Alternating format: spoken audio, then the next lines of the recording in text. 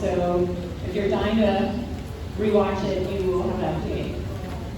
Thank you everyone for being in here. We're going to go ahead and get started on the agenda. First, I would like to thank Principal Giles for letting us use her beautiful Harbor Elementary School auditorium. And kudos to Embrace Harbor Foundation for helping fundraise to relocate these chairs, the auditorium, and upgrade the other curtains and audiovisual. So Harbor is a special place, and we're lucky that it's been so graceful loved by the second district and beyond. Not on the agenda, but I just want to also acknowledge our friends from DPU who are here and let you know about the materials they left up on the front desk so you can help share that information throughout your networks. So you can come forward, say hello, and just describe the sheets that are on the table. Thank you. Good evening, everyone. I am Nicole Street from the Department of Public Utilities, and we have a little information for you tonight out there on the table. We are having a weatherization cake giveaway on Friday for this district at Kroger. We will be there from 10 a.m. to 2 p.m. Please get there early because they go fast. I'm sorry. Okay. All right. Also, we just wanted to talk to you about Metro Care Water Conservation. With this program, the water conservation program replaces toilets and shower heads in your home. If you are a homeowner, this is through Project Homes, and it replaces it with WaterSense products. So I would be happy to discuss it with you more. We have a table with information, and I'll go out there once we're done. But there are a variety of other programs available. And Michelle is going to talk to you about a few of the other things, and then we'll be out the way to talk to you. Good afternoon. How's everyone doing in the second district? Thank you for having people out. We're always excited to be invited.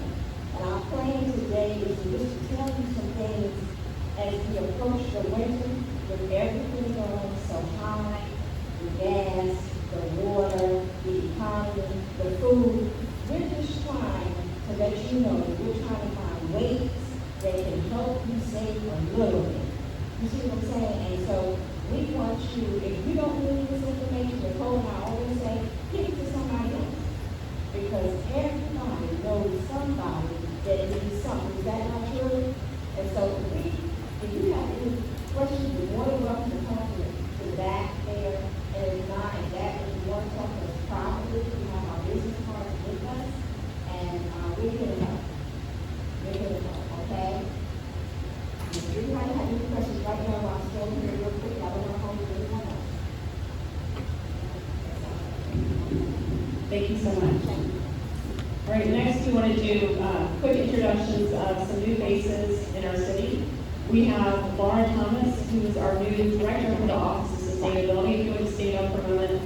Laura graduated from UCU and has some other accolades. We're very lucky she's coming back here to help us actualize our climate goals. So she'll be working with our district and all the districts on our climate emergency resolution and RBA Green 2050. Thank you. We also have Brenda Cobb. You can stand and say hello.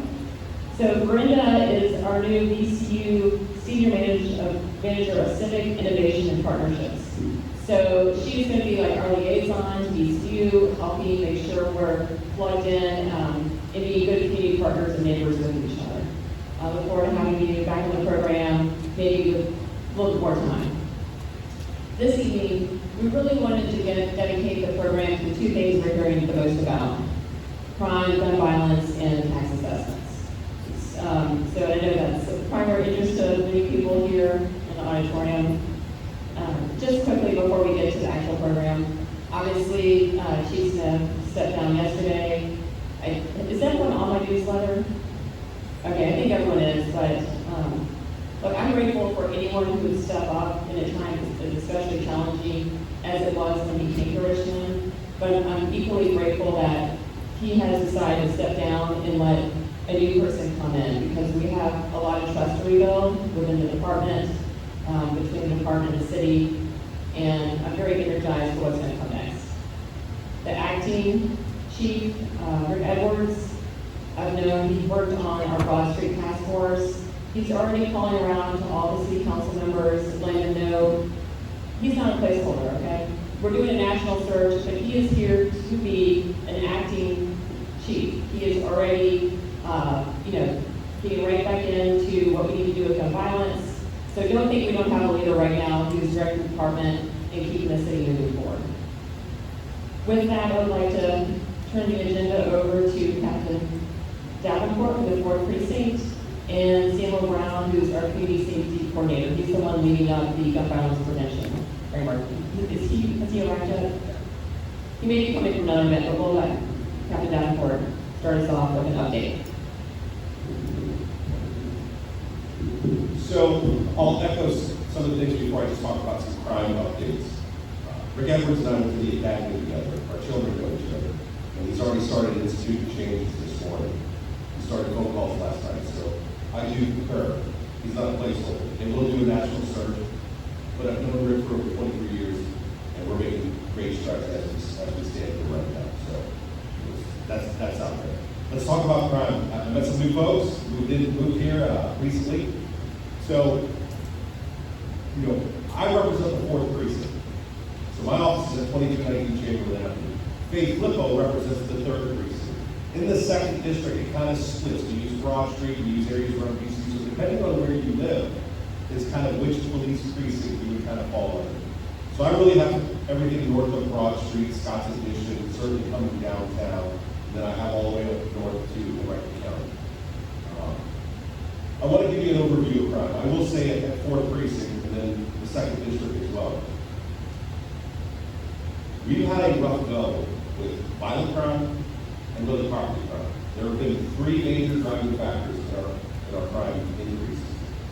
When we talk about violent crime, we call them aggravated assaults. Whenever somebody assaults somebody with any type of weapon, including a gun, where they don't die, those account for the largest increase in our violent crime. I know, as I said before, I know social psychologists, people are angry, there's more violence. That's what's driving our violent crime. The 2 things that are driving our property crime significantly are stolen vehicles and catalytic converter deaths. Have you heard about the Midas Enrichment program that's taking place now? All right. So if you haven't, I see some yes, that's good. If you haven't, that's going to keep going. When that went out to the news and they had a registration, they booked up everything they had that night. So there's going to be more. We're going to step up our efforts to get involved. But all we want to do is what we found in Newport News and on the lookout. We want to paint your catalytic converter with paint that's very much a deterrent. Just as something like stolen. Each jurisdiction is participating, and it just lets somebody know that when they climb up under there, oh, I don't want to take that one because they got to go sell it. The paint doesn't come off, and it's a huge deterrent. We're going to take steps to try to put numbers and all that stuff so we can make criminal prosecution better, but right now we want to deter. Newport News, the Hampton area, when they did this, the state police brought it over here, they found that deterrent works significantly. A person climbing into the car to cut a catalytic converter, which takes seconds with a sawzall, when they see that, they simply move to the next one that doesn't have one. That's what they've done. So that's our first step. That's going to be our focus. And with stolen cars, we just simply remind everybody, even if you're running in for 10 seconds, take your keys with you, turn off the car, and lock the door. The vast majority of our stolen cars are going to run. When you walk into the store, you walk into your home, DoorDash folks that are dropping off meals, so, let's do that. I will say for 4th Precinct, statistics are statistics, but I kind of want to give you the picture. Until the middle part of July, 4th Precinct alone, we had an increase in violent crime for the year. This is the 2nd week of July, by 25%. Our property crime had increased to 29% for the year. Those are significant increases. Aggravated assaults, car crime. Now, I can tell you 4th Precinct, as of yesterday, our violent crime rate for the year is an increase of 8%. Since the 2nd week of July until I stand here now, we've made significant strides in reducing our violent crime. Our property crime stands at 18%. So we're heading in the right direction. We started off the first half of this year atrociously. There been some things that happened downtown, some measures that we took, but we're trending in the right direction. My goal is to at least see a flat line by the end of the year. I'll be honest with you, I don't think we're going to get there, but we're going to try. We have new, as you said, leadership, there's new things going on, there's going to be new changes, and that's kind of where we stand with crime. How that relates to the second district, I just pulled the numbers for the second district. There's an increase in violent crime. I forget what the exact number is, but I can tell you for the last 90 days, there's a decrease of 40% in violent crime. So I just kind of want to give you those numbers just to tell you kind of how we're trending. Yes?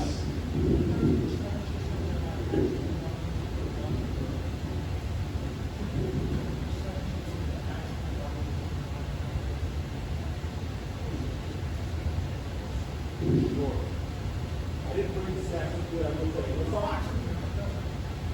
Let's see the second district. I said there's a 40, can you hear me? And don't be shy.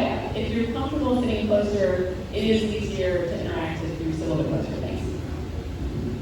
The question was, give me the actual numbers instead of just throwing out a percentage. And what I said is I don't have all the numbers in my head right now, but the one I do have, because I looked at it, is the second district numbers of violent crime. When I say in the last 90 days, we have a 40% reduction. What that means is we went from 25 at the same time last year to 15 within those 90 days. So you're looking at 15 violent crimes as opposed to 25. So that gives me the 40% reduction. I apologize, I don't have all the particulars for the precinct.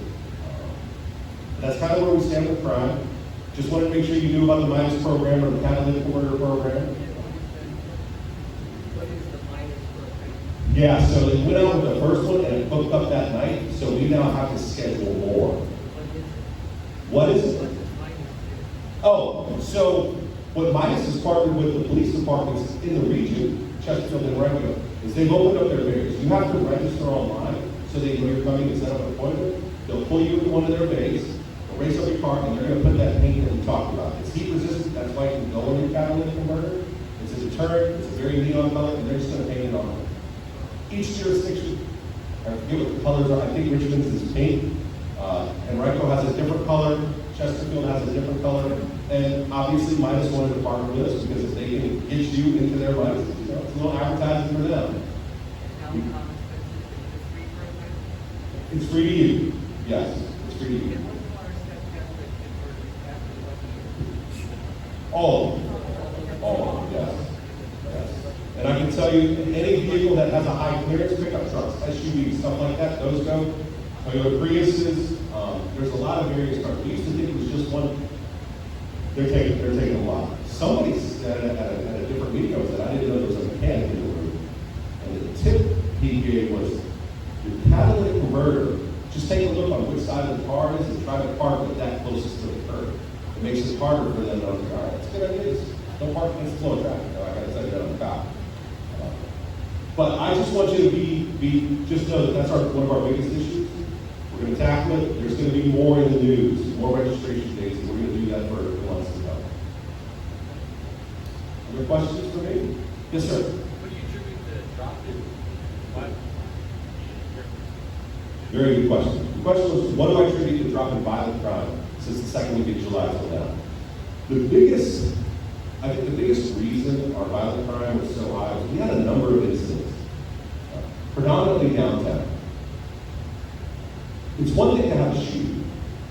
I had a number of incidents. 3 shootings, cost me 11 victims. We count violent crime by the person who gets victimized. So, I was a lieutenant at Fort Precinct. We were there together for 3 years. We had a lot of incidents that had multiple victims. I had a shooting that had 6 victims. I had a shooting that had 4 victims. There were more people being shot at the beginning of this year than there were at this time last year. But it was that number of victims. And I will say this, absent gun violence, people are assaulting other people, whether they know them, whether it's a domestic situation, more with weapons than they were last year. And so the decrease is, I think the reason we're trending on a decrease, we did a gun initiative, we did a violent crime initiative over the summer. I don't want to throw out the establishments by name, but there were a couple of establishments that are no longer operating, that were drawing a lot of undue attention. ABC stepped in, the city stepped in, code enforcement stepped in. I'll tell you, when we have a second lieutenant, so if you call me at Fourth Precinct, there's typically a lieutenant that is responsible for your area. Brian Robinson has downtown. He got tired of dealing with the management. He did some research and found out the owner of this very large building. And the owner was in Houston, Texas. He said, hey, that's my building. I really don't. I give it to somebody else to manage. We got a problem. People are getting shot. What? People that were running that building were not running that building. So we're doing better at finding out who actually has these buildings and where they're talking about.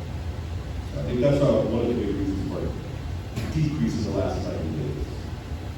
Sir? I don't pretend to know anything about law enforcement, but it would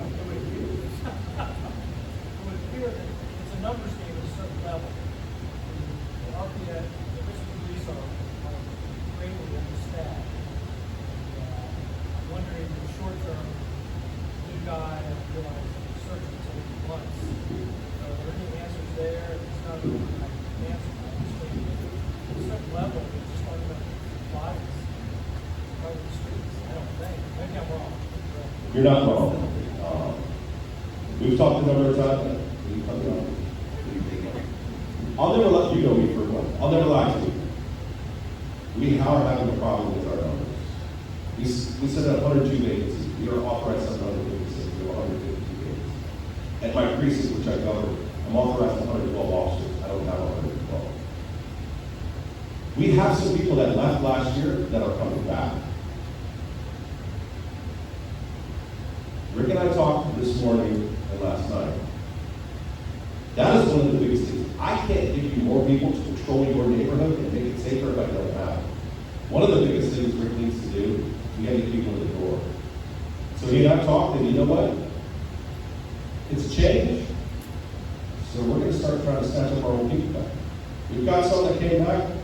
I've already heard there's more on the fence that are debating. Well, now they're going to get a phone call from me and be like, hey, stop debating. Come on, let's go. We have to get those numbers up. That's one of our biggest goals. It is numbers.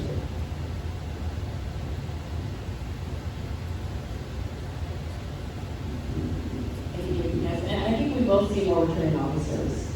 We increased the pay through city council, we enabled collective bargaining. We're doing what we could. There was a logjam. I think with new leadership, folks are going to come back. I really do.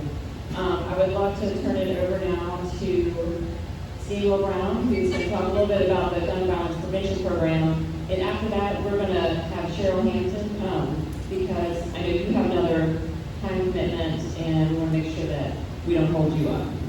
Thank you. So I'll be brief, but there's a lot of information that is surrounding the gun violence prevention and intervention framework. I'm sure some of you have heard about it. It was a report released back in April that identified the components, the 6 components that go along with it.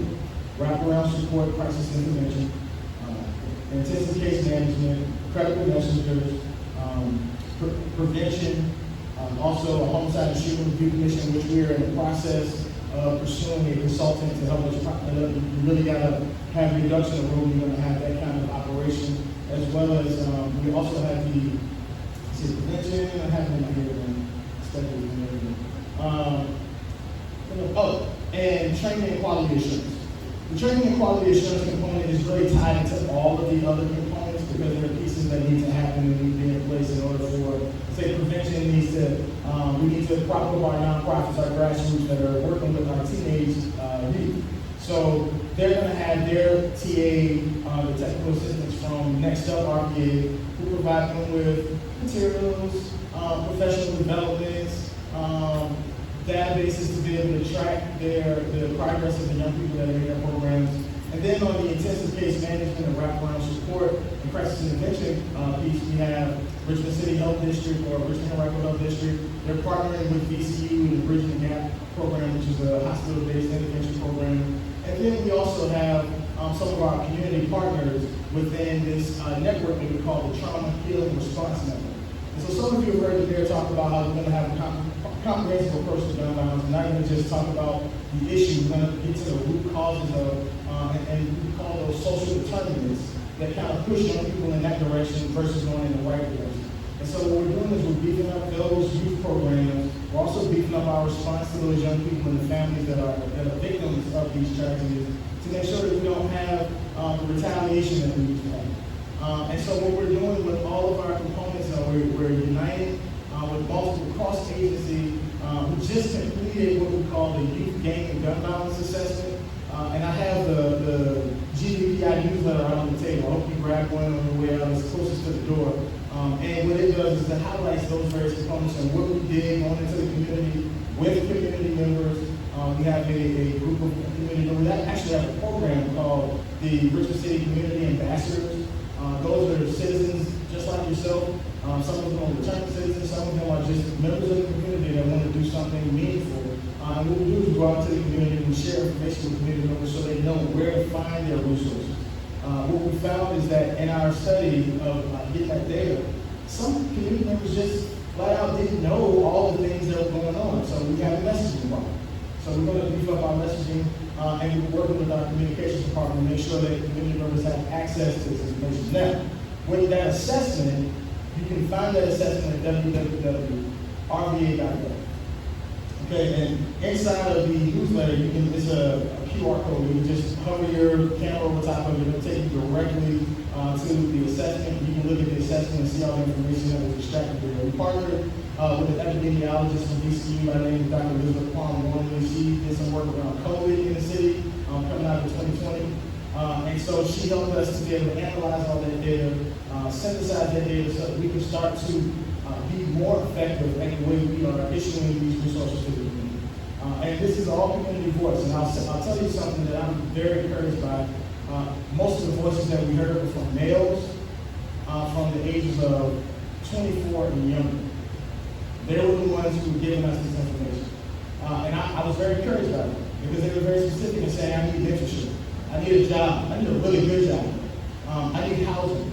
I need to make sure that I can keep a roof over the head of my children, right? And so hearing those stories from those individuals in the community, talking to community members, might I add, so the conversation was more candid. It flowed better. When I was out in the East End, over the South Side, working with some of the young people out there, I was able to, some of the pop-up events, Captain, that was something else that's been deterring some of the crimes. We've been having these pop-up events with our law enforcement officers and making sure the community members see us, not just when something's wrong, but they have an opportunity to talk to us and build relationships, to build our community policing. So in those conversations, those are the times that we were able to find out what community members need. And now what we're doing is mobilizing those nonprofits and those other organizations around the city to say, hey, this is our central message and this is how we're going to address this issue. And that's how we've been addressing the gun violence prevention and prevention of the city. And I'll tell you a little bit about myself. I am from Richmond, born and raised. I graduated from Beacon High School, played football, went to Virginia State, played football, majored in public administration, now I'm back to make sure that my younger brothers and sisters across the city have the same opportunities that I have. So that's why I'm here, and I hope if you have any questions, please. That was quick. I know I was talking very fast, but I want to make sure it gets out. Any questions?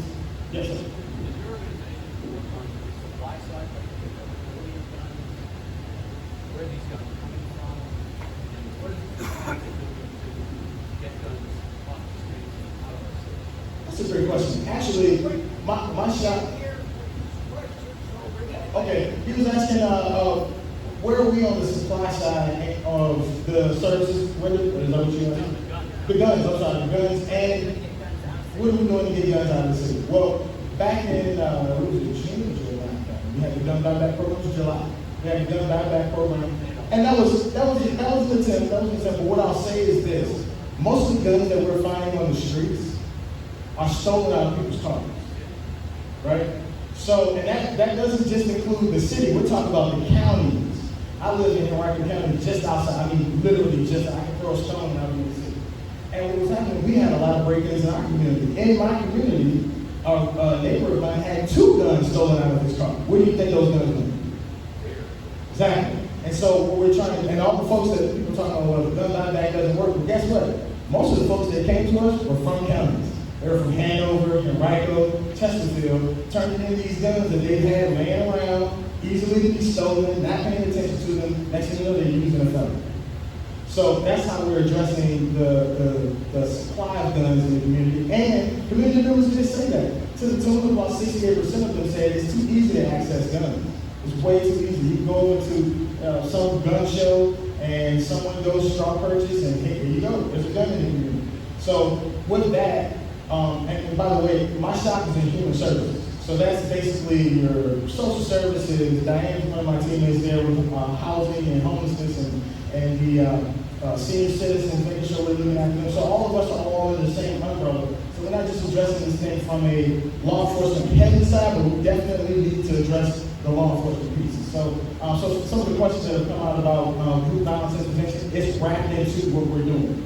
So we're addressing the youth, making sure we're providing them with opportunities, making sure that we're addressing some of the other social determinants, but we're also saying if you break the law, you're going to jail. Just that simple. Any other questions? Thank you all. Yes, the newsletter is out on the table. It's closest to the entrance to get into the auditorium. Thank you. Thank you so much for being here. I really appreciate the work that you're doing. And I just want to follow up on the question about how can we keep guns off the street? We need the General Assembly to do something about it. The City Council, the mayor, cannot create laws that we are not allowed to do by the General Assembly. I remember Chief Birmingham. He went down to the General Assembly and begged them to allow us to prosecute folks who left guns in unlocked cars. Guess what? It got voted down. So if that makes you angry, makes me angry, I want you to contact your state lawmakers. We also have someone here from Moms to Man Action.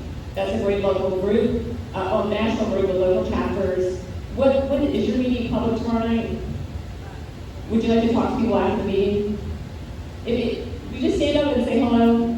We do have a neighbor, we have so many great second district residents doing important work. There are two of us. We're Kobe. I'm Ellie. Nita. And yeah, our goal is to work with the community and give a voice, a national and stronger local voice, including through electing gun sense candidates. And we're ready to jump in. So. Thank you. Yeah. So please look for them at the end of the meeting, or just look up Moms Demand Action and find your local group. I would like next to bring down Cheryl Hampton. Homelessness is an issue across the city. It's a national problem. I don't know if folks have gone on any road trips this past summer, but I was in Atlanta, DC. It's actually, it's pretty astounding the scale and scope of the problem in our country. So, Cheryl, would you mind coming down and giving us an update along with Diane Wilmore, our Homeless Services Liaison? She's going to come right back, she's telling me, and Officer McHugh. He's our officer with the Hope Unit. So we have a real coordinated response when it comes to trying to connect individuals who are unhoused with services. Not everyone wants to be connected. Maybe they had a bad experience in shelter, they have a partner, they have a pet, they can't go there, they have a substance abuse issue or mental health problem. So I think the thing that always gets reinforced every time I talk to Cheryl or Diane or McHugh is this is a really complicated problem, it's not a bad problem to solve. So if you could give us an update about the inclement weather shelters, I know folks are seeing more people out in the streets.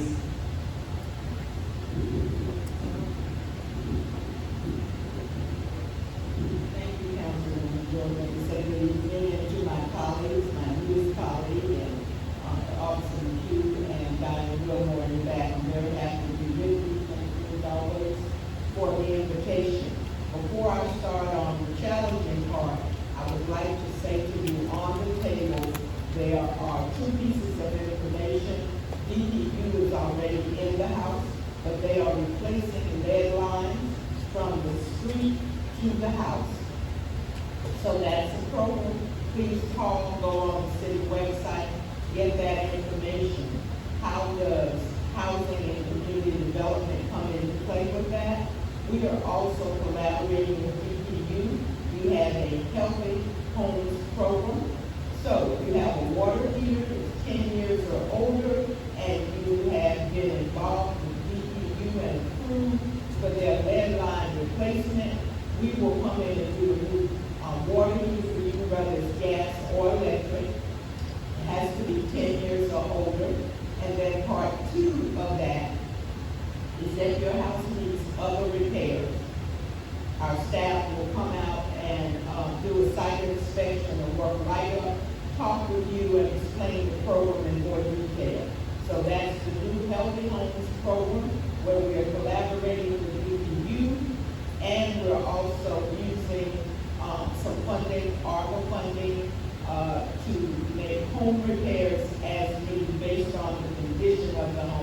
Don Ravetti, one of my staff persons, is heading that initiative. His name, number, and email address is on the flyer on the table outside, and we also have the flyer for the lead line replacement that DPU has.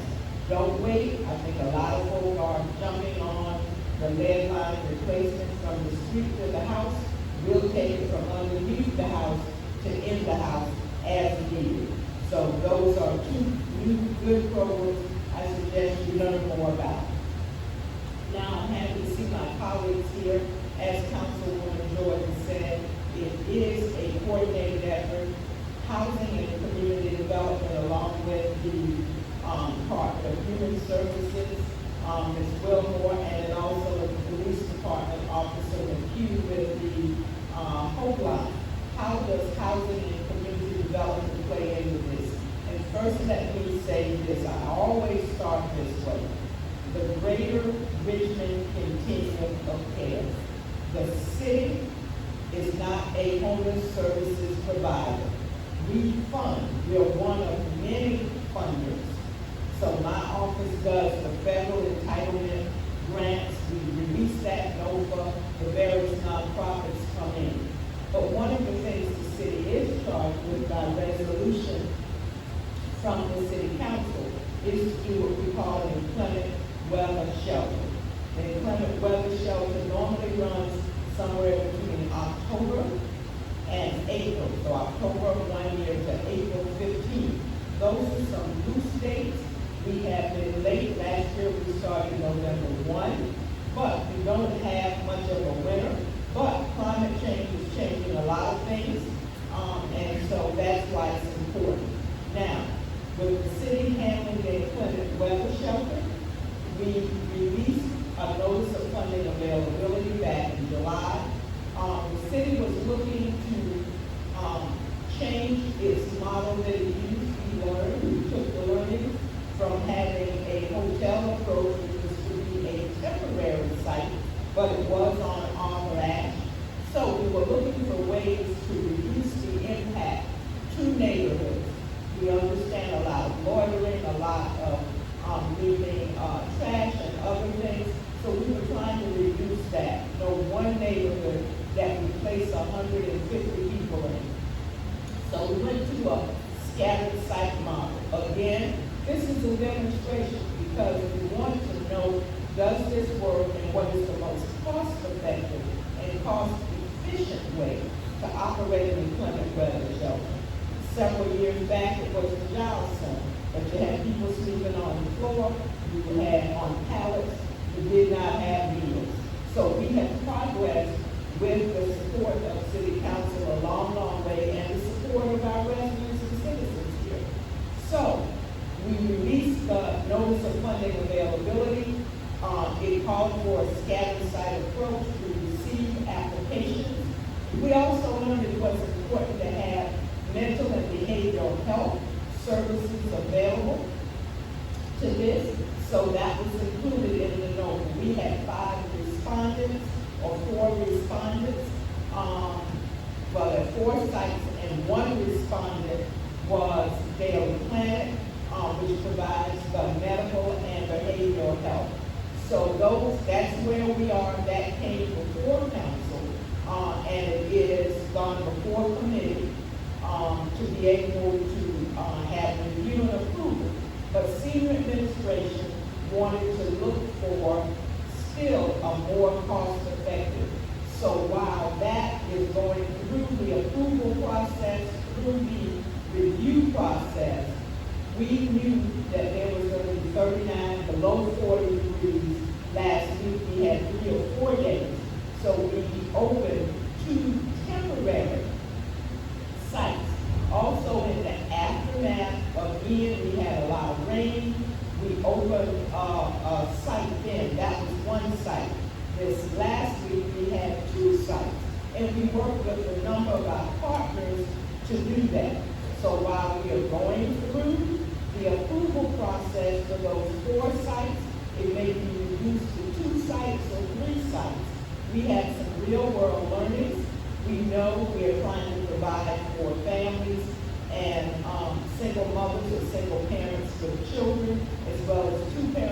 households, but the predominant population for homeless in this city is single men, adult male. So we had one site solely with up to 60 beds done for that. The other site was for women, single women, and women with children. So that was our second site, a smaller site. We had about 15 beds there. The department that I oversee, Housing and Community Development, we collaborated with Ms. Wilmore. She was out of town, but her colleagues at the Department of Housing Human Services worked with us. We thank our partners. We want to thank CCC. Some of their monitors came. We'd like to thank RVA Sister Keepers, who helped provide some case management and dinner for the clients. United Nations Church was one of the faith-based entities involved. We'd like to thank them. They have a site that's on the south side, so that's south of the river. We also like to thank Fifth Street Baptist Church that came in, and they also provided food and support for the site at the Robinson Senior Center right behind the East District Center in Churchill there. So we have many partners. Homeward, which is the coordinating entity for the GRCOC. We had Daily Planet. I cannot say enough about them. They were with us every step of the way. The teams, my staff, other staff from the DHS, Criminal Justice departments, it was a coordinated effort. So I'll stop now. Just want to reiterate, we're waiting to get full council approval, waiting for senior administration to tell us the funding source that could be more cost effective and efficient before we open up, but we know we have to have a temporary site, and that's what we have stood up. So I'll stop now and see if there are any questions. And it's so good, yes. I was gonna have to keep you on time. You stopped exactly 5 minutes before you said you had to go, and thank you for being here. Thank you all. Thank you. It's a very accommodating. I did see our school board representative Mariah Wright is here, and we also have Principal Trotter from Original Alternative School. And they both do amazing work. I was told Mariah needed to scoot out early, so are you okay if we get a quick school board update? Okay, sorry about that. Good evening, everyone. Good evening. Of course, you're in the best district here, school district, second district. Just have to let you all know that right now. I am Mariah White, and these are two of my most excellent principals for second district. Here we have Mr. Trotter, who is on Lee Street, across the street from Bojangles, the Richmond Alternative School. We call it Sprague Academy. And of course, Dr. Giles. This is his group right here, Congregation. And we also have Fox Elementary, which is Ms. Jacobs. And I'm going to let each one of my principals come and let you give an update on what is happening in our second district schools. Mr. Trotter, please. Good evening, everyone. Thank you, Councilwoman Jordan and Board Member White. Lamont Trotter, Principal Richmond Alternative School. I just really want to just highlight today one of the tragic events that have taken place in our campus. We recently had a 17-year-old man that was in the news on last Wednesday, and that student belonged to my campus. He had just gotten there probably about 7 days. And so I just want to bring highlight to this community to let you all know that we are working definitely with law enforcement and things like that, just to let our students know that what belongs outside of the community is not acceptable. And so when they come into our campuses, that we do support students from all over the district, the ultimate goal for them to be safe at school. And so ultimately our goal at RAS is to make sure that as those students do come in, that they are being supported 100%. Just to be very transparent, our students are hurting because of the several instances that I could go on and on about the concerns, but I know that great things are being done as it relates to getting the weapons off of the streets and communicating within the school division. But anytime you are at Richmond Alternative School, please stop in. I am not the only leader there, but I definitely heavily on the community because I really believe that sometimes other adults can say something to our young people that I can to make them make the right decision. Thank you. Thank you, Mr. Trotter. Thank you, Councilwoman. Board Member White. I'm Tawana Giles, Principal George Washington Carver, home of the Peanuts. Woo woo. I am so glad that you are here tonight. We want to welcome you into our space and hope you can continue to come. I just want to highlight some of the things that are happening in the second district, specifically George Washington Carver Elementary School.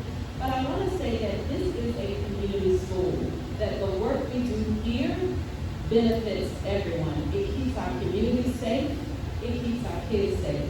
So we do need all hands on deck. And so I open the doors to you for any volunteer wisdom that you need to do. Come on to Carver.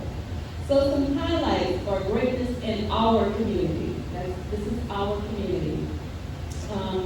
The superintendent put out what we call the RPS Direct. And so I ask that you all highlight. We don't always want to hear the negative. Highlight some of the good things that are happening in the second district. As Board Member White said, you have Fox Elementary School, you have RAS, you have George Washington Carver. Send a shout out to those teachers at those schools, to the schools themselves, to our custodial staff, our cafeteria workers, our students. They would love to hear that. But we want to hear from our community. Some things that are happening in the month of October. October is Principal Month. Happy Principal Month, Mr. Trotter. So that's a great time to shout out. The work that we do, we want to celebrate our month, and so we would love to hear from you. We also have what we call Book Character Dress Up Day on October the 31st. As Mr. Trotter said, we experience a lot of tragedy within our community, and so we try to celebrate with our kids as often as we can. And so we ask them to bring their costumes, be creative, and come as a book character on Monday, October the 31st. And we'll do a little parade around the school, we give out candy, and we have parties. Our kids do not live in the safest neighborhoods, so we want them to enjoy Halloween. We would love for you to come in, but you have to wear a little character costume and bring a bag of candy so we can all celebrate together. And that's Monday, October the 31st. We'll start that at 1 p.m. You can reach out to me if you have any questions. I heard a lot of folks talking about gun violence and all of those things. The foundation starts here at elementary school and in public schools. And so we have what we call attendance challenges, meaning we need our kids in school every day. That's how we keep them safe and keep them educated. And so we have an entire team in our building that goes out weekly. Ms. White goes out with our team sometimes to knock on doors and ask our families, hey, why aren't you in school? We need you in school. So if you're riding in the neighborhood, when you see a kid out in school, as Mr. Travis said, we need all voices. Hey, young man, young lady, what school do you go to? Hey, I know the principal there. I'm certain they want to see you at school. So help us to get our kids in school and keep them in school, because that is the first lever of success for any school is attendance. And finally, November the 4th, we're having our fall festival here at Carver, where we're going to celebrate with our scholars outside, have hay rides. That's our hope, is to get a sponsor to have a hay ride. We're going to have a bouncy house and just really celebrate with our scholars the end of the first 9 weeks. And so we invite everyone to come out. Reach out to us, ask us what you can do, even if it's just to come out and celebrate with us. November 7th is Wellness Day. November 8th is our Parent-Teacher Conference Day. We want to celebrate our families. We want all of our families coming to Carver. So if you want to booth, you want to give some information out, that's a great day to be at Carver. Set up a table, welcome our families to Parent-Teacher Conference, say hello to them, let them know that you're in the community and that you're a support for our scholars. Thank you again for coming out, and I appreciate the opportunity. And I'd like to say thank you to both of my principals here today, since it is Principal Month. But they know that I do come faithfully, and I will have something for them before the month is over. Thank you. I am now going to, I got a little text from Ms. Jacobs. Some of you heard an update at Fox, which is Fox Springs. There is a fall festival tomorrow night and movie night, which is Thursday. Starts at 5:30, trunk or treat right in front of Fox Springs. We also have pre-orders for trees. They will only be pre-order sales this year. She wants everyone to know that the trails at Fox Springs have arrived and classes have moved in. As we know, some of the trailers, we have been waiting on trailers for quite a while because we did have some leaks in the school, and now the trailers are up and they are in. As of today, they had a Nike train was there today, and it was a huge success. And if you would like to pre-order a tree, you would go to foxpta.org and click on fundraisers. She also mentioned that we need volunteers also for the sale, because when we pick them up, we make sure that I'll be there. They choose their tree and they actually remove it from the site. So we do still need volunteers. Trunk or treat is on the front lawn at Fox Springs. And those are the updates of Fox Springs. The next board meeting for second district, or our school board meeting, will be November the 21st at 6 o'clock. It's one meeting in November. I see everybody's looking at me because probably I have a John Marshall shirt on, which is third district. I was just there, so they got me kind of hyped up. They had a basketball sign for Mr. Parker there, and he chose North Carolina State. It was an excellent event. So I'm pretty much over. I do my schools, but I also go to other schools. My sons are Northside bound, so one is Oklahoma and one is at Henderson. So of course he plays football for John Marshall. So I'm in the running everywhere. So that's why I got a John Marshall jersey out there, but it's there. But I have plenty jerseys for all my schools. And hopefully they'll be selling them one day, and all of you will have a second district jersey. But is there any questions before I have one more thing to say on the school board? My big emphasis on the school board now is, everyone knows about the Fox Fire. And last 2 weeks, I made a motion that I get a clear understanding of the Fox Fire. I have been receiving, the whole entire board has been receiving PowerPoint. I actually want a report, and I want the analysis of what actually happened at that Fox Fire. That is supposed to be given to the whole entire board by Superintendent Cameron on December the 5th. So we're waiting to hear the whole entire story, not just bits and pieces of what is going on or what is happening. We need timelines, we need a budget of what is going on with the project at Fox right now. We know that they're still cleaning up, demolition, but there still needs to be phases and moving on. And that is my objective right now. Are there any questions for me? Thank you. Thank you. Reading the room, I feel like most of the questions are going to be about assessments, Cynthia, and I get a lot of questions for our other presenters.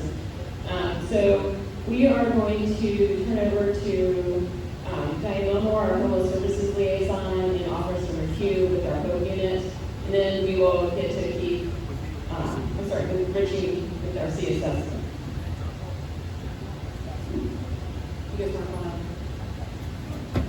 I think rather than have 40 minutes on assessments and make our guests from RPD and Homeless Services wait for that, we'll let them give their update. Thank you. Good evening, everybody. All right, my name is Diane Wilmore, and I was appointed with Ms. Hampton that was here. How long ago? But okay. Since April. No. Okay, I don't know. But I am the homeless services liaison for the city of Richmond. She's great. You're so lucky to have her. Oh, okay. I didn't pay her to stay there. But and my job is to identify services deliver homeless services to our shelter. So that means any complaint that comes to the mayor's office, comes directly to me, through email, phone, whatever, I'm required to have a written response or to help mitigate what the problem is, and if I can't fix it, I need to go to the community partner, the city department, but I'm supposed to get that fixed. Cannot fix anything if I don't know about it.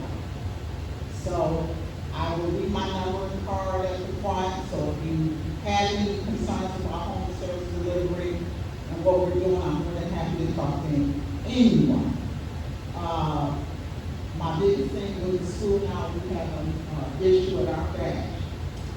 And because we don't have an inclement weather shelter in place now, they have decided to find refuge to it.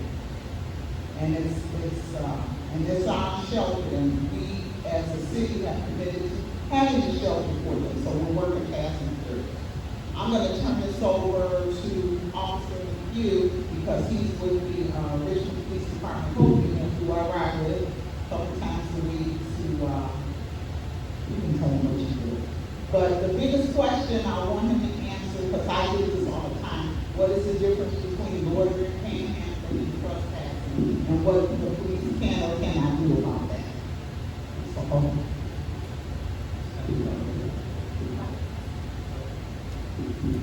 My name is Matthew McHugh, work for the Richmond Police Department. I've worked for the city for 20 years now. I worked in the homeless population for 12. It's changed over the 12 years of what our goals are and what we've attempted to do. What we try to do is link everyone to services, see what's working, what's not working, why are they homeless, why do they continue to stay in this one spot. We bring outreach workers out to them. When outreach workers set up appointments with them, we go out and remind them, hey, Thursday you have an appointment with, Mike at Capital Charities at 9:30. You can make it, remember? We go out in the community and we try to, we've transitioned a lot over the past 12 years from just trying to arrest our way out of the problem into trying to get services so those problems don't exist anymore. Arrests don't really work as far as we're concerned. We've proven that. I don't know any numbers, but I can tell you it doesn't work. So what we've been walking a very gray area of trying not to criminalize homelessness. For example, our open container laws. We get lots of emails and phone calls through city councils and through Diane about why are people sitting around the bus stop drinking alcohol? And we've started to tell the answer, well, they're over 21, they are homeless, and they're drinking a beer. It is a class 4 misdemeanor. It's a $25 fine, $75 court costs. That's $100. They don't have $100, so they wouldn't be sitting at the bus stop drinking a beer. And our mayor, I think it was 2 years ago, it was the mayor of city council that stopped reporting court fines to the DMV because if you don't pay your fine with the court, your driver's license is suspended. Is it state? Okay. So what that does is that now people who are young and homeless, they can't even really start their life because they owe hundreds and thousands of dollars for open container laws and loitering charges. So that's why you don't see us writing tickets to all these people all the time. It's completely pointless. The loitering laws are also kind of gray because, again, where are they supposed to go? We're in a housing crisis. The shelters are full. We have a long list. The way you get into a shelter in the city is you call it a housing crisis line. You get put on a list. And where you get your number on the list is based on your vulnerability. You house the most vulnerable first and the least vulnerable last. So what happens is every morning, Homeward is the one that's in charge of that list. Homeward is a consulting firm, or COC. Homeward's in charge of that list. Every morning, they get a report from all the different shelter beds, Caritas, Salvation Army, Home Again. They say, hey, Home Again says we have got 1 bed today. Caritas says we've got 3 beds today. So they start making the phone calls. When they make the phone calls, they take one from the top and one from the middle, cutting the deck and playing cards. That way, if you're the guy who's in the middle, you don't always get passed over by new people who come in and are more vulnerable than you are. So they're trying to show a little bit of fairness. Okay, and we do have a order as to how people are serviced. The mayor made the priority, our first priority is children and families. Our second priority is elderly and disabled. And the next group of individuals to get will be services are single females and males. So that's how that goes.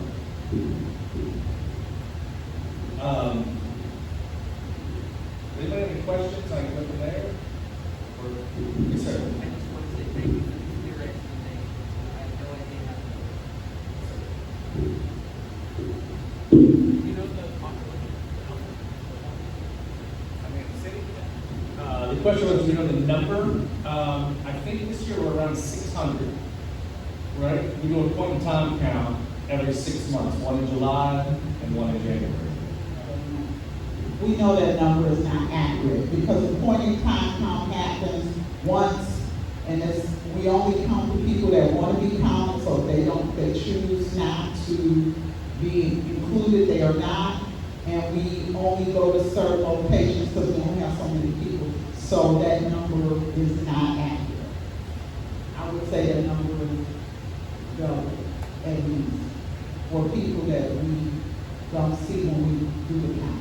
So we try to, when we talk about costs and things that we're doing for our shelter, we try to double that. And also traditionally, Richmond has been a spot that people get caught in who are transiting between states. So if they are on their way to Florida, you have from New York to Florida, they would stop in DC, or they stop in Richmond, or they stop in Atlanta, since we're off 95. And we have the Greyhound station. And we also have we all call it the China bus, but it's a $25 bus to DC and $50 to New York. So you can come to Richmond very cheap. And, you know, our weather's a little better than New York. You can survive the winter here. So we've always generally had an influx. So we'll see what happens in the next couple of months. And when we have those people that come here, the stipulation is that you cannot be eligible for services unless you're a resident. And it takes 30 days to establish residency. So we have that group of people that are not eligible for services, but they're here.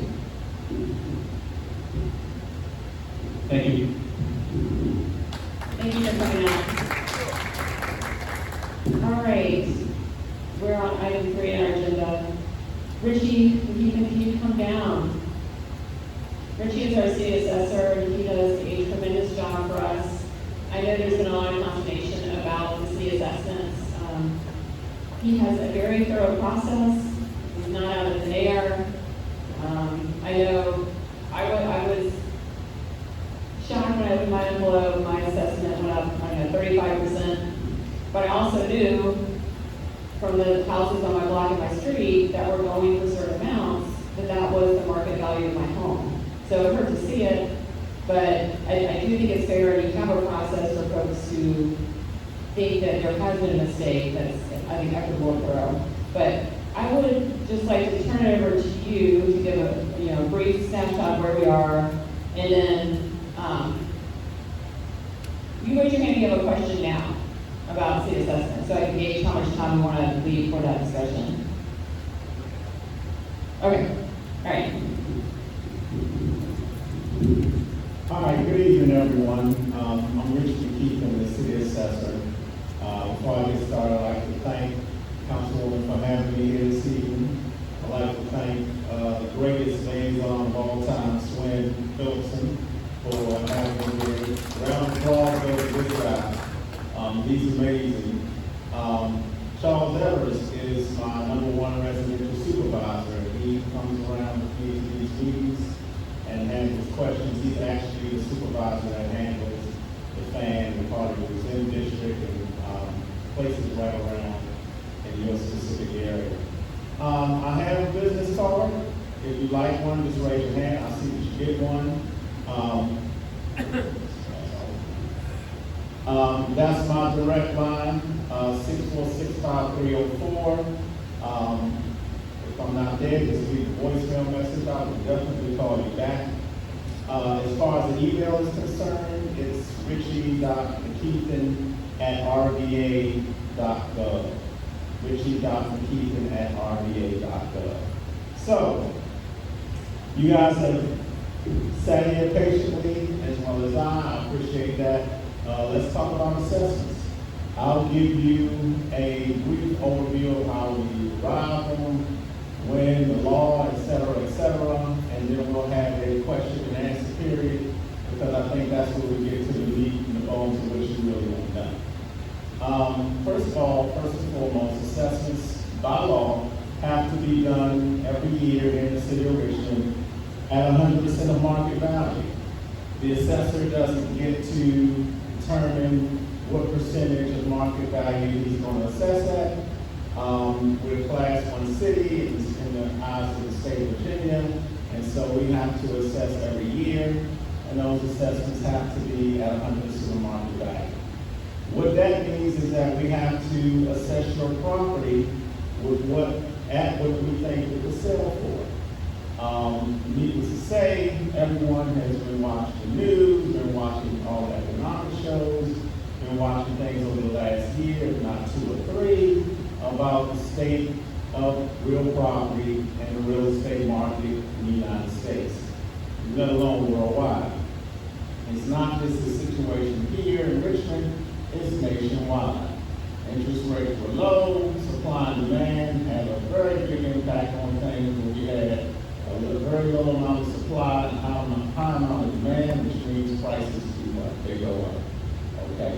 Now we have driving inflation. We're not just housing, but cars, groceries, anything you name has gone up substantially, and real estate is the same way. Okay, so one important concept you have to understand before I get any deeper into this, in the state of Virginia, just because your assessment goes up does not mean that your taxes have to go up at the same rates. We have something called the rollback rate here in the state of Virginia, in which the actual tax rate can go down as your assessments go up. That is not a function of the assessor. A lot of people make the misconception that the assessor is the same guy who sets the tax rate, the assessor won't reduce my tax rate, the assessor has a lot to do with my tax rate. That is not true. The assessor has absolutely positively nothing to do with your tax rate. That decision is made by city council with input from the mayor, and the assessor not even is supposed to be involved in that conversation, because we don't want a conflict of interest where you think your actual taxes are going up because your assessment went up. Nevertheless, city council and the mayor's office will tell you we have things to pay for. As people that spoke before me listed a lot of things and programs that we need here in the city, and so that helps, I believe, to pay for them. Nevertheless, just once again, just because your assessment goes up does not mean that your taxes have to go up. Okay, so how are assessments derived? Assessments are derived from sales activity that occurs in your particular neighborhood. We have the entire city broken down into approximately 82 residential neighborhoods. Our city is seen as being extremely desirable from individuals who are moving here.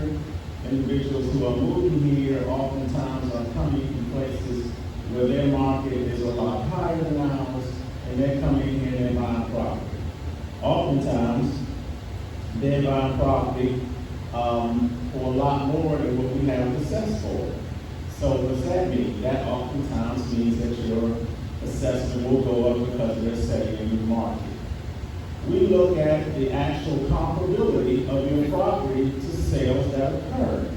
Okay, what does comparability mean? Comparability means, where's the location? You've often heard location, location, location. Based on where your property is located, oftentimes it depends on exactly how desirable it is. Our neighborhoods here in the city of Richmond, pretty much all of them, are seen to be desirable by individuals who are coming in. So they're setting a new market. We're looking at the location. We're looking at the actual condition of your property. We're looking at your style of house. We're looking at several of the amenities, square footage, things like that. Needless to say, in my career, and I've been at this since 1987, I have not seen a market that is so driven by demand in all my career. What do I mean? That means that people are actually bidding or were bidding for properties because there were so few properties on the market, so many people in the market to purchase, and they drove up prices. That became pretty much the norm citywide, not just in Jordan's district, but throughout the entire city. Subsequently, as I first stated, assessments have to be at what? 100% of market value. So that means your actual assessment will and has gone up over the last couple of years.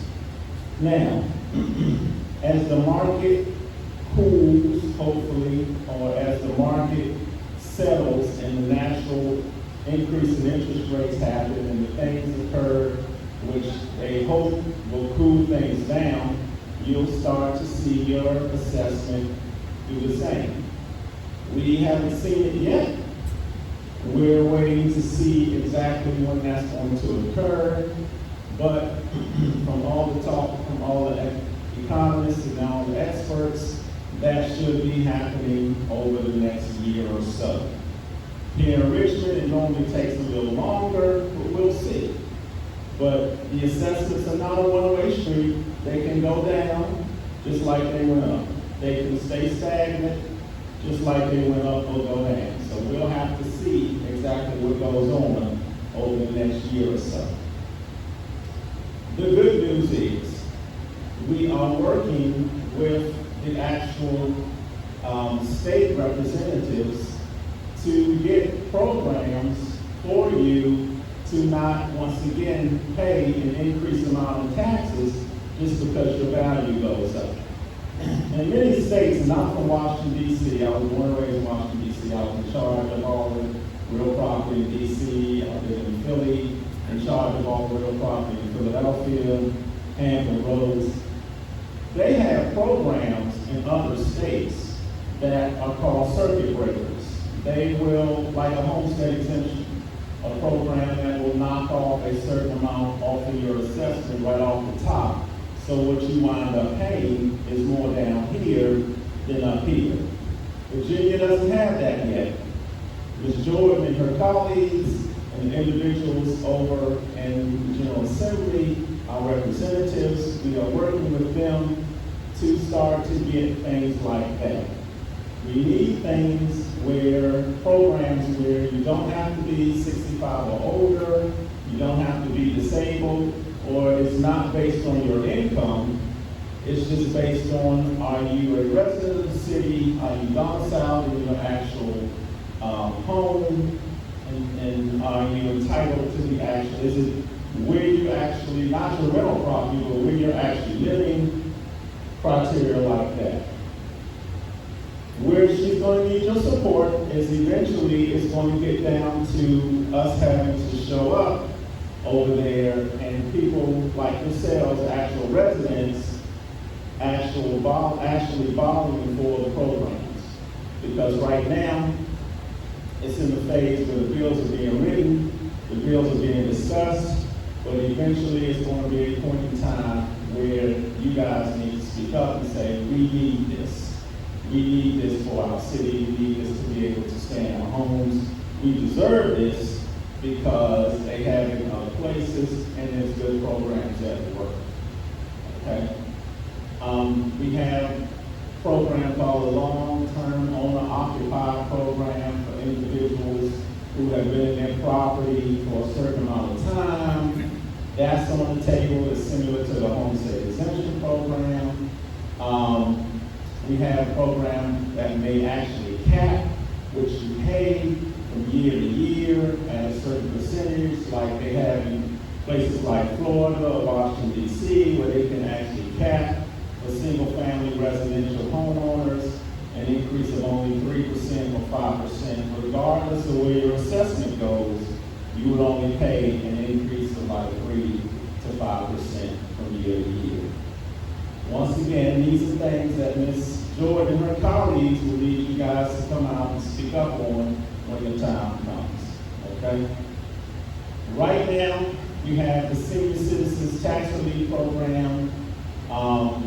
It's a program we have in the state of Virginia where if you're 65 or older and you make a certain income, you can apply to be in the program. I don't know the ceiling of the income amount because it's handled by the finance department, not by the assessor's office.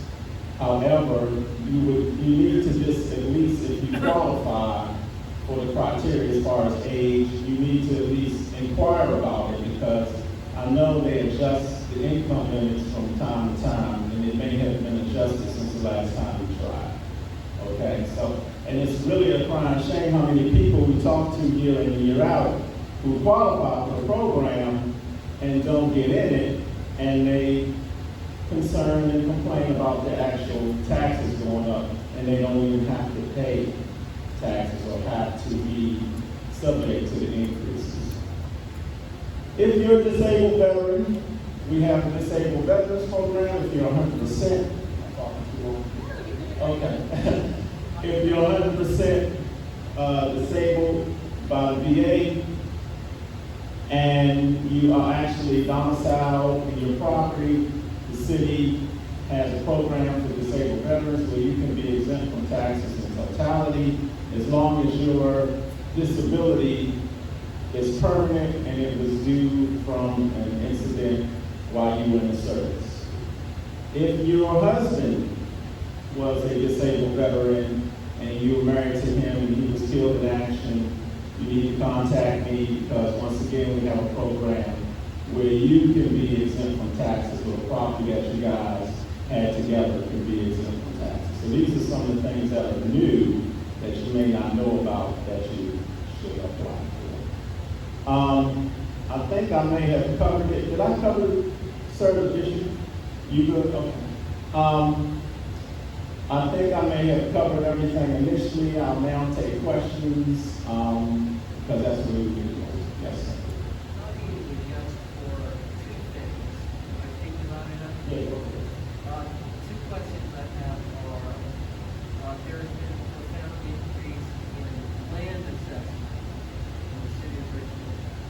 And how do you arrive at those numbers, which is, in case you might have some fans that increase 61%, making the land worth more than, assessed at more than $1,000 a square foot.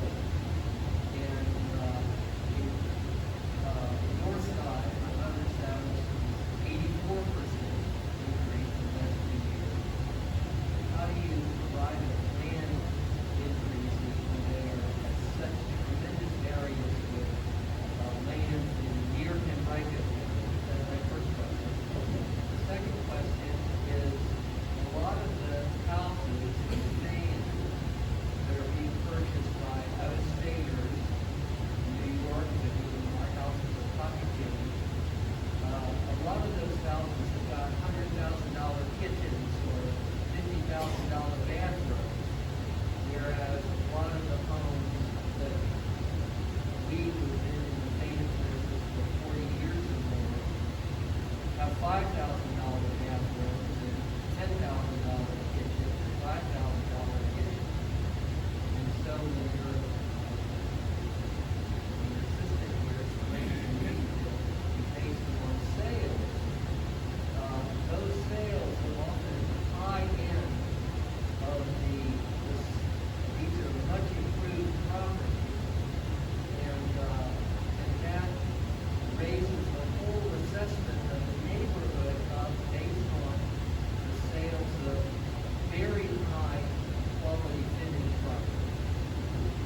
Okay, How do so, you adjust for both? How do you remind us of huge land values, and how do you also adjust for most of the sales being well renovated property? okay, so the two questions were, one, how do we adjust for land value? How do we calculate land value, et cetera, et cetera? Okay, land value is a component of the total. All right, you have the improvement value, you have the land value, you have the total. We want to make sure that your total value is accurate. We know that that's easier because we have the sales of properties and the total sale price, which included, once again, the land and the improvements. We have to, by way of the state, look at your land value, and we try to do it at least once every couple of years. We don't have, like most assessment offices, we don't do a detailed land analysis every year, okay, for every neighborhood, because we're mass appraisal. So when you see a bump in your land, it's oftentimes because we have done a land analysis on your particular neighborhood, and we have seen where land has gone up. Just like the things I mentioned earlier, from cars to groceries to gas, etc., land has gone up as well. Developers who purchase lots no more for $50,000, $70,000, and I'm talking hypothetically. When they start purchasing them for $100,000, what vacant lots we have, then they're setting a new market for the actual land. And so we have to come along and ensure that your land is at that rate, as though if you knocked your house down and just had a lot, that lot would sell for what the developers are paying for it, or what people from the outside or wherever are paying for it. So your land value can't stay the same forever and ever and ever, and your total value go up. We have to try to get a good estimate of what we think your land would sell for as though vacant. Now, once again, as I said, location, location, location. Properties on the north side may go up at a smaller appreciation rate versus properties in areas like the Fan or Museum District or some of our other neighborhoods throughout the city. It all depends on where you are, and it all depends on what's selling for where you are.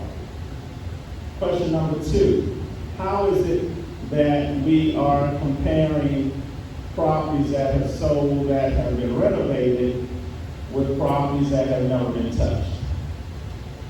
And this type of market, yes, renovated properties, as you watch on every HGTV show, they get renovated and then they go up and they even give you the gap of how much they spent and all of that and what the new market value is. Well, when properties sell and you have this type of market, even the properties that haven't been touched are going to go up. You guys watch television from time to time. I can remember 5 years ago, we had like maybe one of these commercials about I'll buy your property. Capital.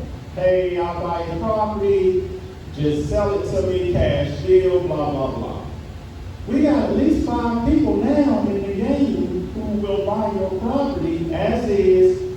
You don't have to touch it. Just get out, give us the deed, and these are things, and not that we use those sales, but what happens is that the interest in Richmond has gone up so much than what it used to be. Even properties in areas that aren't touched have gone up in value versus properties that are totally renovated. And when properties in neighborhoods that are being renovated more often than not, that shows a general interest in that neighborhood is going up in desirability. And once again, you have to understand, to you or to me, my house may not be worth anything. I've never done nothing to the kitchen, the bathroom's raggedy, boom, boom, boom. Somebody coming from somewhere else is like, wow, this is nice. I got a yard, I got a parking space, I got this, got that. got square footage for this amount of money, I'll take it. And they're setting new parameters on our markets. And it's nothing that can be avoided by the assessor, city council, or anyone. It's just the natural market taking its natural course. So it's the same analogy as try to buy a car lately. You can remember when a small car used to be $10,000, not anymore. You can't even get a small car for under a certain amount of money. Housing is the same, regardless of whether you touch it or not, whether it's an improved property, an average property, below average, or a shell, they've all gone up.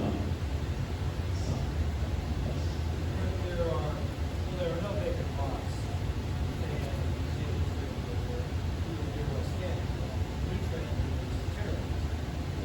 Somebody sort of implied this already.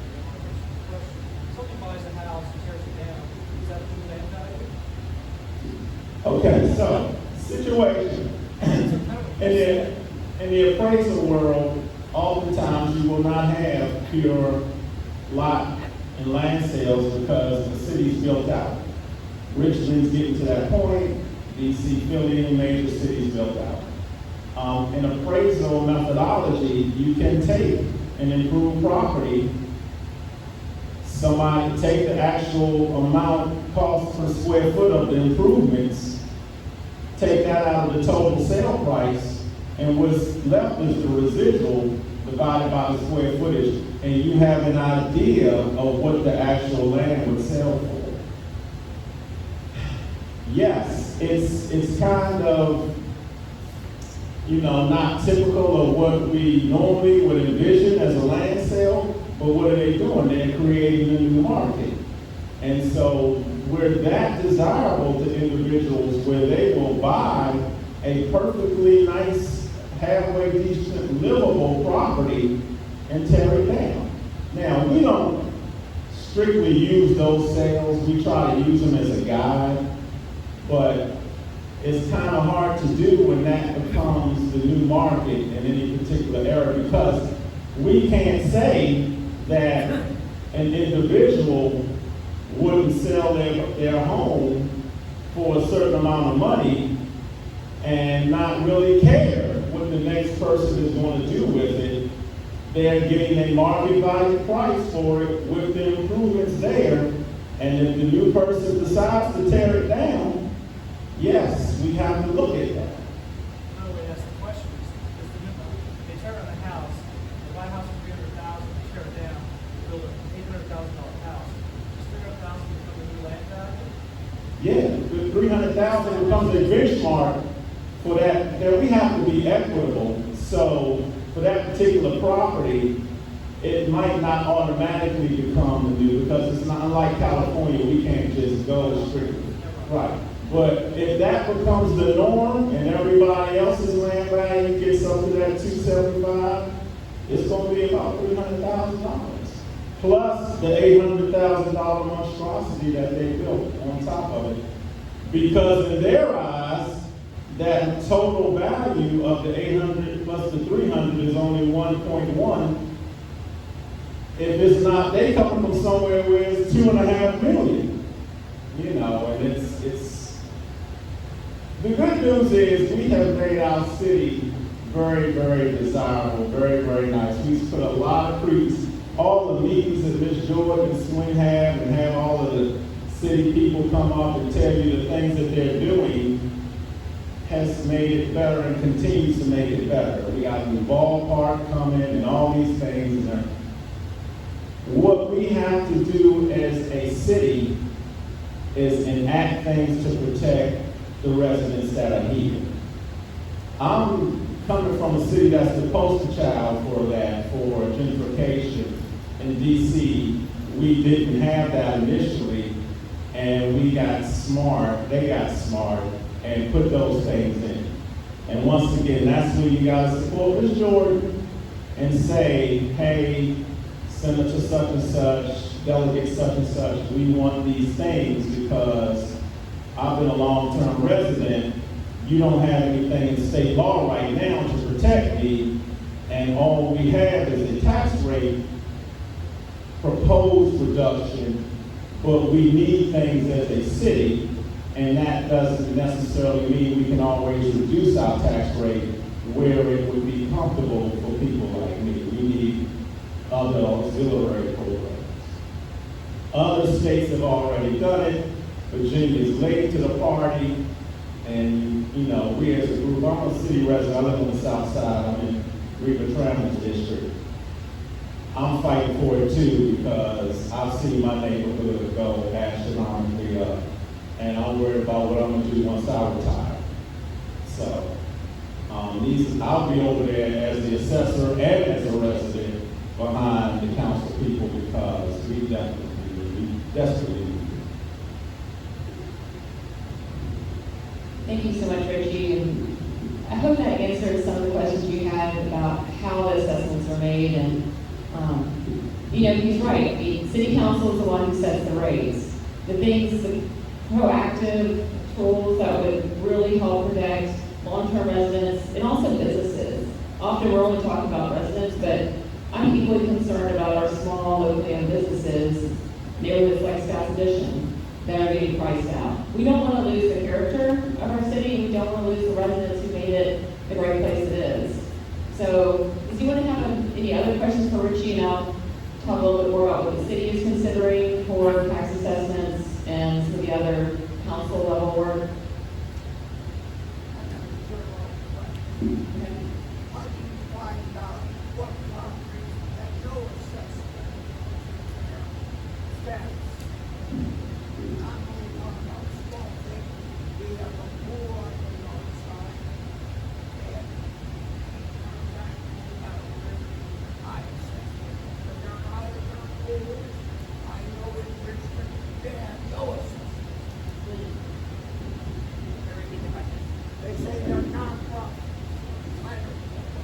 You talking about a swimming pool?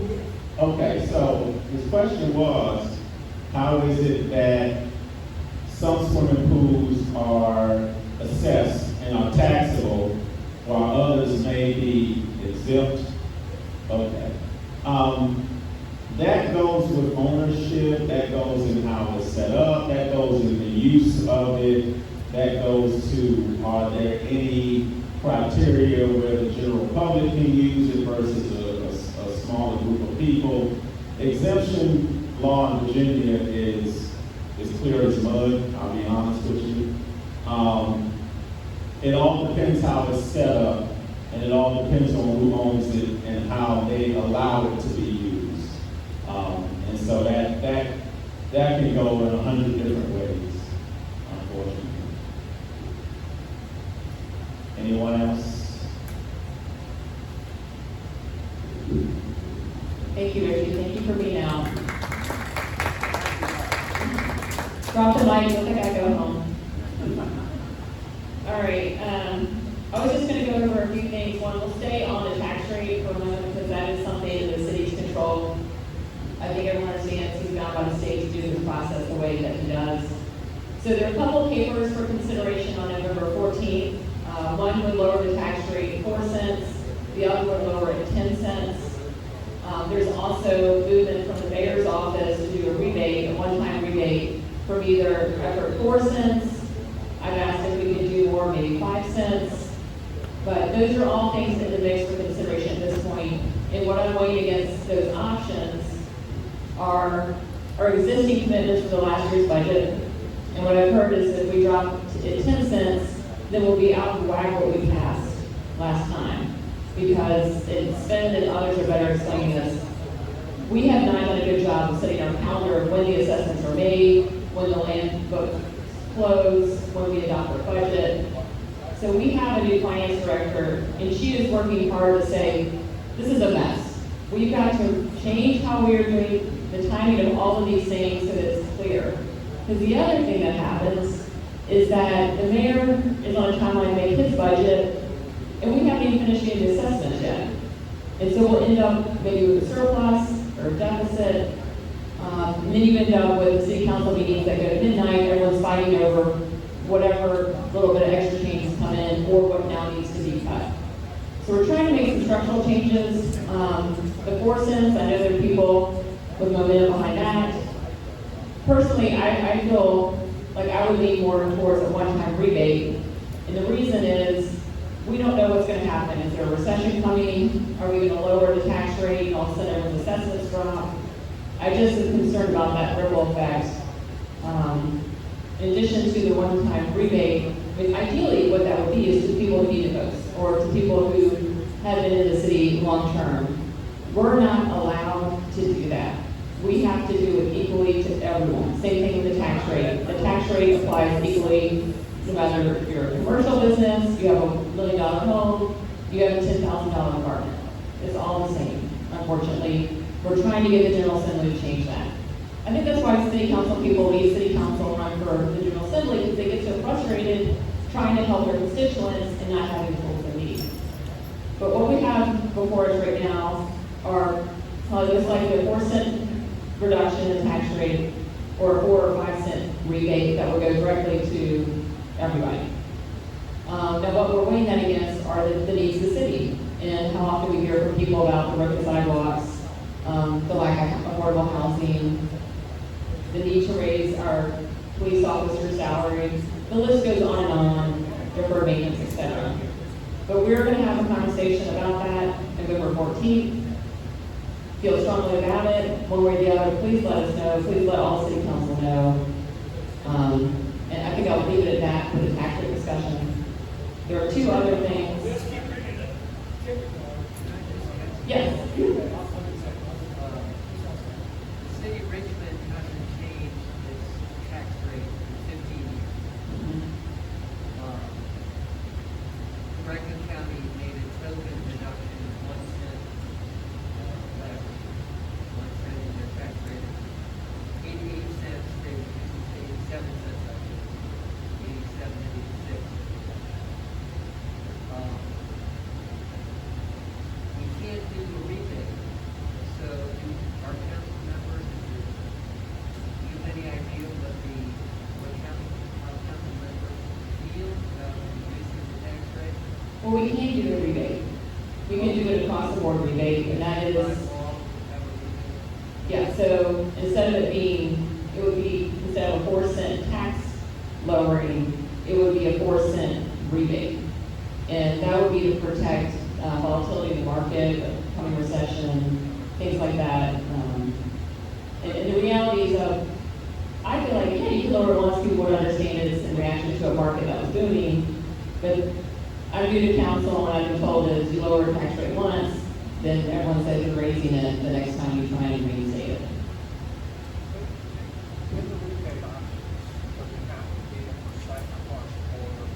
Unfortunately, yes. What I would have been more a component for, if you could not do it just targeted to long-term homeowners or those who most need, would be a dollar amount. Because $250 to someone, a house that maybe is worth $100,000, that's really meaningful. And that's more than what they would get from a 10-cent tax reduction. We're not able to do that, according to this attorney. I want to say that I greatly appreciate the tremendously hard place you're in and how difficult the decision has been.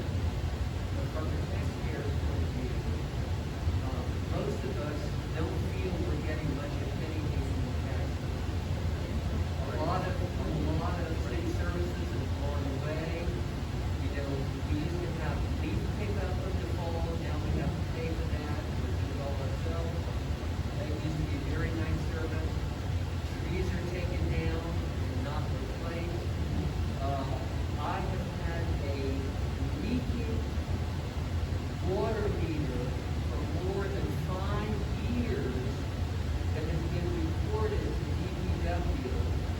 And they say there are 5,000 water meters running at full speed, dumping treated water down the drain.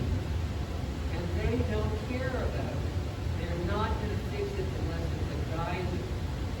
And it seems to me that we're throwing away a lot of money. The taxpayers, in my case, for almost 50 years, in sand. I get no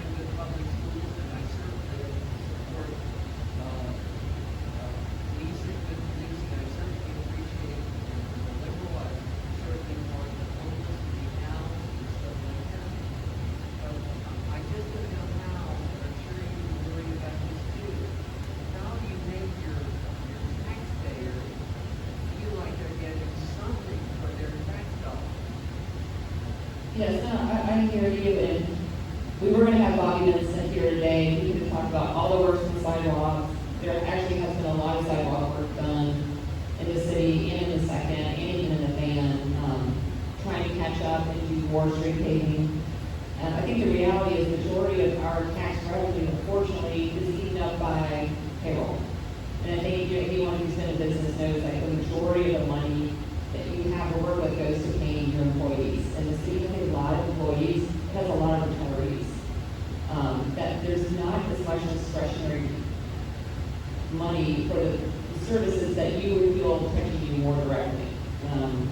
But I do think we've made more gains in that. I hear your frustration. I hope you'll come to the next meeting when Bobby is here and you talk about the progress we're making on those things. I hope you've seen upgrades in our city parks, trees, 1,000%. Well, go see Everplay Park. We just had the official improvement. Park behind my house, Which one? Paradise. Paradise Park. Hasn't been touched.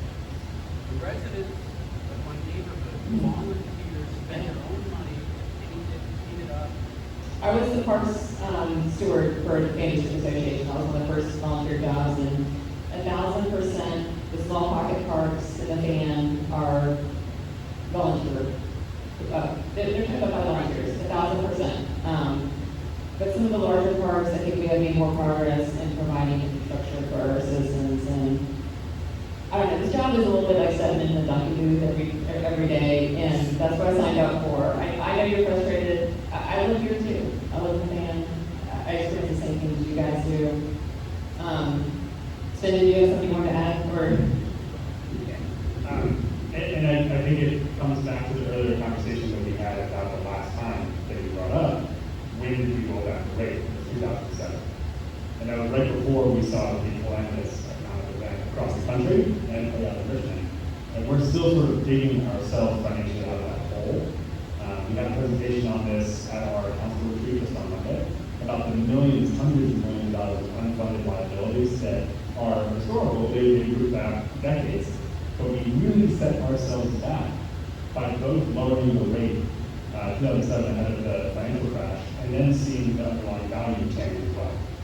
And when you think about that, that sets us up for having to catch up for that in successive budgets for a decade or two at a time. So not to negate all the points we made in different services, we talked about the real estate tax rate usually twice a year, once before the vote and once when people get their assessments. The work of making those tax dollars go far is the 365-day effort. And we absolutely want to hear feedback on how to do that better so that we can translate that into those outcomes. But I think part of the reality is if those outcomes aren't good at the level of funding we're at now, they're not going to get better with less. But absolutely, if we're going to increase funding, we need to see increased services and outcomes commensurate with that. So it's difficult. I just wanted to make that point relative to the tax rate itself. We're still learning lessons from it. So your point, would a rebate protect you more against that kind of growth? Exactly. We put some of that surge from the real estate market back into everyone's pockets because that's how we would have to do it, with safeguarding the tax rate, not knowing what's ahead in the next 12 months. Janice? Yes. Yes, your current assessment. They're also exploring the option of freezing assessments per year so that it cannot go up again while we get on a better schedule.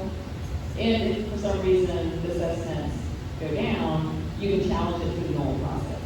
But at least you would know it wouldn't go up. The two other things I was going to talk about, yes, John? Is that an option you can look at now, or does that require a state legislation? Which option? What you just said. Freezing it? I think we have the ability to do that. Yeah. That's something the mayor's office is looking into. And then with an addition of putting some of the surplus into a family crisis fund. Because we cannot equitably give refunds to the folks who need it the most, making sure we have some funds set aside for folks to keep them in their homes, keep them from losing their grandmother's home that they've inherited, things like that. If people are not interested in the next two topics, we can keep talking about this, but I just want to let you know what they were. It's the Richmond 300 amendments, urban forestry, and just the time timeline of where we are when it comes to ADUs, the auxiliary dwelling units, short-term rentals, and parking. Would you guys rather stay on assessments or move on? Move on? I saw, okay, all right. And you can always follow up with our office after this.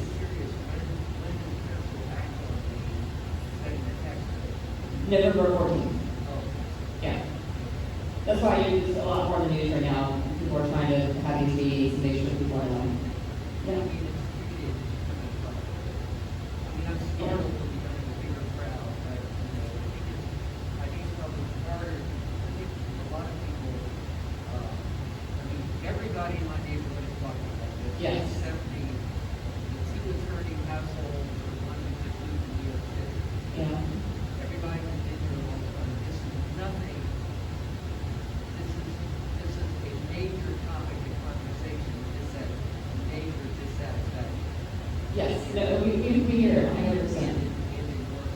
Yeah, yeah. It's, but I agree with you that I think it's a really good idea to get the assessment cycle aligned better with the budget cycle.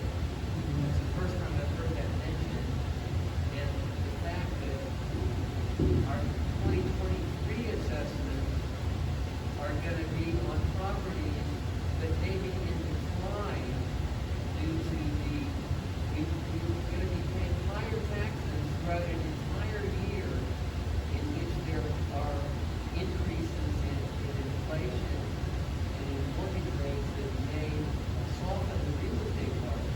So having a cycle that does that, I mean, Henrico County doesn't set assessments until February for the June.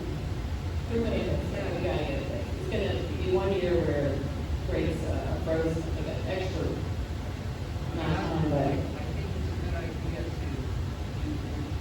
I know, everyone likes to say, well, what did my code? No, So, no, for what it's worth, I think it's a good idea to do the rebate, rather than the decrease. thank you for the feedback. Whatever. Okay. Well, I see some people who know the rest of these topics by heart, but for those who don't, the Richmond 300 amendments, we are now about 2 years past when Richmond 300 was adopted. And the amendments have been languishing at City Council. There has not been the ability to get them voted out and sent back to the Planning Commission because there is no indication that Planning Commission is going to adopt them as reality. So, Councilmember Lynch and I met with some other neighborhood district leaders who had worked on it in the process to talk about how can we memorialize the work that was put into these amendments and move on. Because Richmond 300 is going to look at again after 5 years. That's only 2.5 years now. And so what we've come up with is a possible solution that has the support of the planning department and the chair of land use, Councilmember Addison, would be to ask planning commission to add it as an appendix. That way, it's within the document, people can see the feedback from neighborhood associations and other concerned residents that were put in district by district. When that Richmond 300 plan is reevaluated 2.5 years from now, it'll be there as a reference guide. More importantly, it'll be there when we start to talk about rezonings. And that's where it'll really matter more than the effective of the master plan. So that's the course we're looking to pursue. Other updates, if you are really obsessed with city government and watch the government operations committee today, we are going to be expediting a new staff position for urban forester. We approved in the budget last year money for a city forester, someone who could guide, this is one of the things I fought for, a new tree master plan for the city. We have a different climate. The trees that have been planted 50 years ago are not surviving. We need to look at different species. We need a process for better maintaining our trees, better scheduling for it. So we thought we already had this classification. We didn't. We're expediting that paper so we can actually have an urban forester for the city of Richmond with beautiful trees that we're proud of, and guide that master plan process. And also, we have an urban forestry commission It's just been somehow in purgatory. We're putting together a paper to update the ordinance, get that tree commission dusted off, updated for the current conditions. So that means, we'll put out leaves for the GovOps where I am. We're gonna have the new urban forester be the staff position for it. Look at what the composition is for the commission, make sure that it's something that we can staff, quickly, it's not too specific, you have to have the skills from this district and what different seniors. We just need people who are passionate, with a varied set of skills for it. And I'm really grateful that Laura Thomas has stayed this whole time, but we really have put more effort into our sustainability in Green City, and she will be the AZ on that project. When it comes to the process for the proposed zoning changes, so have folks been following that process? Okay, so there were 3 things that the planning department has been looking at recently to help, and I think this came out of version 300 and some other issues that they were seeing often at the planning office. Folks wanting to convert garages or carriage houses into residential property. So something that you could rent out, you could use as a home office, an in-law to live in. So those are auxiliary dwelling units. And then short-term rentals is a different thing. The city passed a kind of a pilot project for what we were going to do with short-term rentals. It was meant to be evaluated after a year. Well, it's been a year, kind of a horrible year to try and evaluate anything, obviously. But they are looking, they're dusting that off. Clearly what we have right now doesn't work. People are not registering. Folks are having the same problems with it that they had before. It's not regulated. The city's not getting any money from that. So we need to find a way to monetize it without destroying our city, right? Because what happens when you go to places like New Orleans is everyone has turned their house or their apartment into a short-term rental. They live in Florida, right? And so you moved into a community and you don't have neighbors. So that's not what we want. But the thing that I care the most about preserving from the old ordinance is that you have that primary residence requirement. And I don't think there's a one-size-fits-all for anything, right? Maybe you don't need that if it's a commercial building. Maybe you have a building on Perry, in Carytown, and you want to turn, instead of a stock room, you're going to turn into an Airbnb. I feel less passionate that that needs to be someone's primary residence. But if you're in a neighborhood and your home is zoned residential, it should be your primary residence. The third thing that they're looking at right now is doing away with parking minimums. And this is the thing that I feel like the least educated to be able to talk about. But anyone who comes in to build a project, there are in code parking minimums you're required to do. So it could stop the project. We have great little restaurants, cafes, and shops, and if that was having to use the existing standards, they would be able to be built. So it's trying to, 1, keep up with the times, 2, make it easier for businesses to open in a way that they understand the customer climate and the area they're moving into, and move towards a more car-free city. Now, again, that's something I don't think is a one-size-fits-all across the city. So we have to look at it because there are places where maybe this is not realistic. But this is a process to have that discussion and make sure that we're continuing to modernize the city while being respectful of community concerns and what we see living here. I thought we would be able to end at 7:30. I want to be respectful of Principal Giles. She's got a full school day tomorrow. If anyone has a question, for like another 5 minutes, otherwise, please contact our office and we can continue the conversation. I just wanted to comment Yeah. that I think the Airbnb situation has to be fixed because It's not working. It's not working right now. Yeah, we need more revenue. Diamond District, we need. One thing that doesn't solve the problem, but makes it administratively easier, some localities have had Airbnb directly collect the tax. Yes. Which means that the people providing that service can not get out of not reporting. It's Yes. not automatic. One of our main neighbors actually is a lobbyist for Airbnb, so I know they're trying to figure that out too. But I think that should be on the table. And that would be the clear cut thing, they collect the tax and they give it to the city, it's all part of the process, it's clearly, They're basically a hotel, where the hotels collect tax, Yeah. and the lease collect tax, and the Yes. required to turn it over to the city. I mean, that seems like a no-brainer. And if you want to learn more,